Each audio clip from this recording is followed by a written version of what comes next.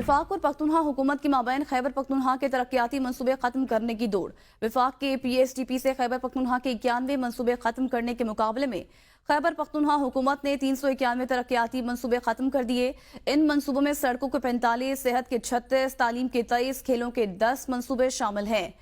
आपको बताएं कि इस मुतालिक तफसीलात भी हासिल करेंगे ब्यूरो चीफ पेशावर फरीदुल्लाह खान से। फरीदुल्लाह, 55 ऐसे मनसूबे थे जिनको फ्रीज भी किया गया था, वो कौन से मनसूबे हैं? जी, ये मुख्तलिफ मंसूबे हैं जो सेक्टोरियल प्रोग्राम से हैं। अम्ब्रेला प्रोग्राम है वो उसको फ्रीज किया गया है, जबकि 391 मंसूबे हैं जिनका फंड रोक दिया गया है।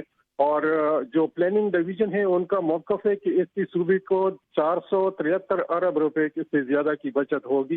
सबसे ज्यादा जो ये तरजीही बुनियादों पर तालीम और सेहत को वो करते हैं कि वो मंसूबे इसमें शामिल हैं, लेकिन इसके बावजूद दोनों एलिमेंट्री और हायर एजुकेशन के 59 मंसूबों को ख़त्म किया गया है। जबकि इसी तरह अगर हम सेहत की बात करें तो सेहत के 36 मंसूबे हैं जो जिसकी बजट रोक दी गई है और जो मंसूबे ख़त्म किए। ये जितने भी मंसूबे ख़त्म किए हैं इसमें ज़्यादातर इनके PTI के प्रीवियस गवर्नमेंट के परवेज खटक के और महमूद खान के दौरे हुकूमत के मंसूबे थे जो ख़त्म किए गए हैं। और 55 ऐसे मंसूबे हैं जिनको फ्रीज करके इस पर फंड की दस्तयाबी से मशरूत करके रोक दिया है, काम रोक दिया गया है।